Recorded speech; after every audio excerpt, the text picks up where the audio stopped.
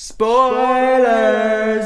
Okay, so I realized that Captain America Civil War has not been in theaters for that long, but I'm making my spoiler talk video now because I got nothing else to do. My spring semester just ended. So that is a full-on spoiler warning. If you have not seen this movie yet, this video will break the experience for you. You have been warned, so let's talk about Captain America Civil War. So the movie starts out, it's a flashback in 1991. You see Winter Soldier, he's being brainwashed in this Hydra base in a really similar way to how you saw him being brainwashed in the previous Captain America film. The thing is though, is that these Hydra guys were using these Russian trigger words. It's funny, one of those words was Homecoming, and Homecoming is the name of the new Spider-Man movie that's coming out next year. I have to think that's not a coincidence. But anyways, I was like, okay, they're using these trigger words to trigger the brainwashing in the Winter Soldier, but I don't remember these trigger words being used in the previous Captain America film at all. Maybe they were used and we just didn't see it? Probably not though. It's just a little hiccup I noticed. So the next scene is this big action scene in Lagos, Nigeria with the new Avengers. They're going after Crossbones, they're kicking the shit out of all of his goons. And it's funny, in the movie, Falcon has this little mechanical bird type psychic thing, and he calls it Redwing, but the way he said it in the movie, I was like, okay, that sounds like it's an Easter egg of some sort. So I looked it up. Turns out in the comics, the Falcon actually has a real Falcon psychic he calls Redwing. So for the movie, they just did with that what they did with pretty much the Falcon character himself. They took that from the comics and they just made it mechanical. I guess it works better in context. And after that whole Crossbones incident, people died. That's what causes this whole Sokovia Accords dilemma. I love the first time you see Tony Stark in this film, it's like a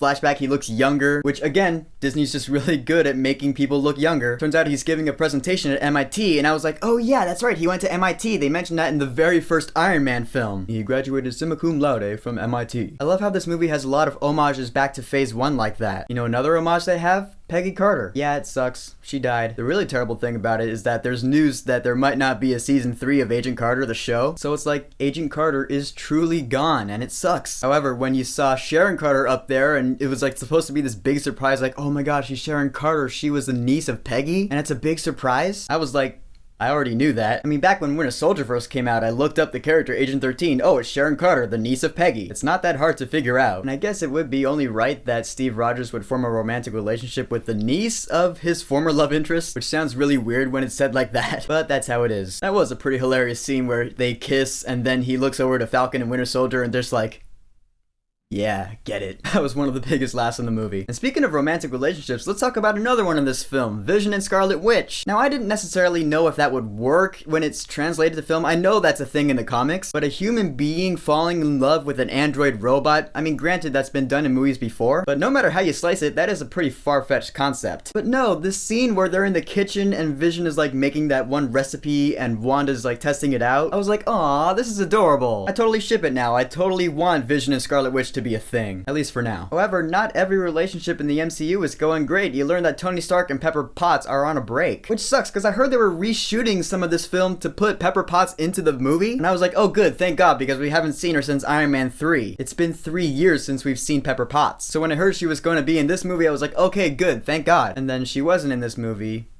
Oh well, but at least they got a good story-based reason for it, and it actually makes sense. He blew up all his suits back in Iron Man 3, he's like, okay, I'm gonna commit to you and our relationship. And that was complete bullshit, because right after that, he went back to being Iron Man in Age of Ultron, and then shit happened. And that actually does serve as his motivation for the Sokovia Accords. He hopes that'll even out the balance. He doesn't want to stop being Iron Man, but he doesn't want to lose Pepper, and so in order to keep them both, he needs rules for being Iron Man, and those are the Accords. You see it, right? It makes sense. And then all the heroes, they agree, they disagree, they have their sides, they're gonna clash. Tony Stark's talking with Black Widow, he's like, yeah, we're kind of understaffed right now. But wait a minute, I got an idea. There's someone in Queens who might help us out. Oh yeah. Okay, Tom Holland as not just Spider-Man, but Peter Parker. Oh my goodness. Before I get into talking about him though, I want to establish this. Since he was added really late into production, he is only in a couple of scenes, and I actually have it figured out that if Peter Parker Spider-Man was not in the movie at all, I honestly don't think the movie would be any different. I know it sucks, but think about it, it's true. And in a way, that means that Spider-Man was kind of shoehorned into this movie. But we all accept it because it's Spider-Man and he was really awesome. Kind of like how Legolas was shoehorned into The Hobbit, he was still a badass, so we all forgive him for it. Same deal. And while we're at that, we don't just get to meet Peter Parker in this film, but also Aunt May and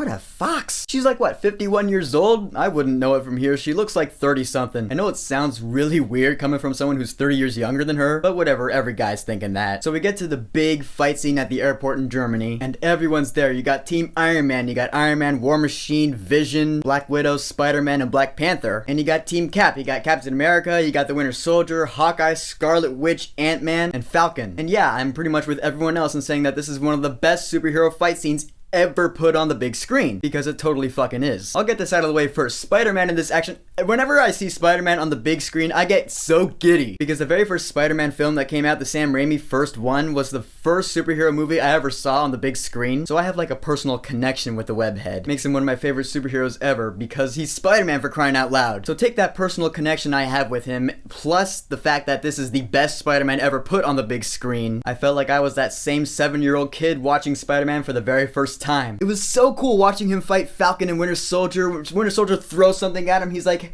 hey buddy, I think you lost this. And he throws it right back at him. I'm like, that is the Spider-Man I know and love. That's what I meant when I said, yeah, he is shoehorned into this movie, but so fuck what? Of course, he was not the only show stealer in this big fight. Now, was he? No, he was not, because Hawkeye was there and he has that conversation with Iron Man. Oh, wait, no, it wasn't him. Oh yeah, it was Giant Man. Yeah, that was a pretty big shock to me. Ant-Man's like, I got something big. It may or may not work because I only tried it once in a lab, but I passed out. And you see him just, he grabs Rhodey. He's huge. He's like, oh, ha, ha, ha, ha. And the music does this big fanfare. You see Spider-Man like, holy shit. And I love what Iron Man says here. He's like, give me back my Rhodey. A lot of funny lines in this movie. And yeah, he's Giant Man now. And in order to take him down, what better movie to reference than The Empire Strikes Back? I mean, that's the only way to do it.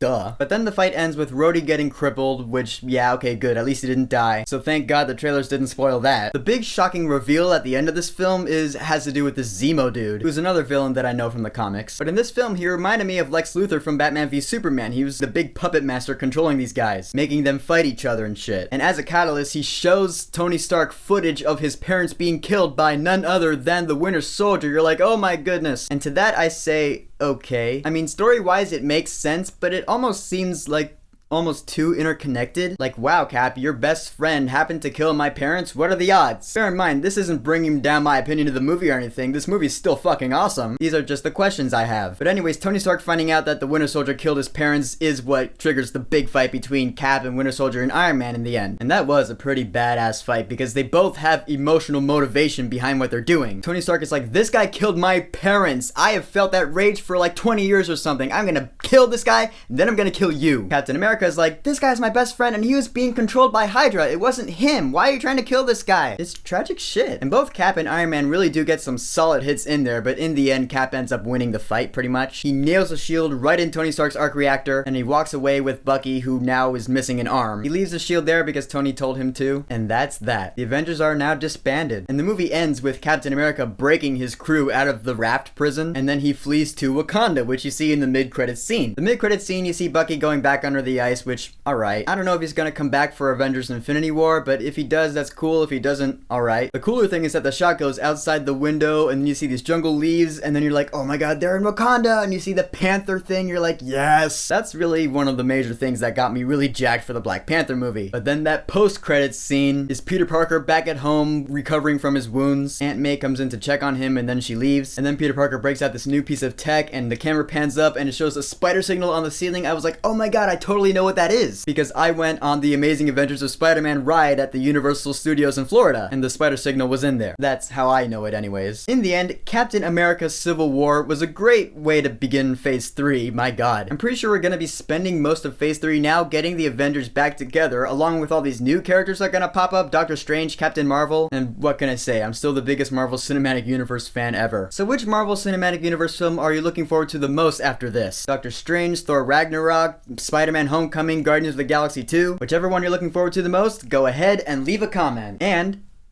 don't forget to subscribe.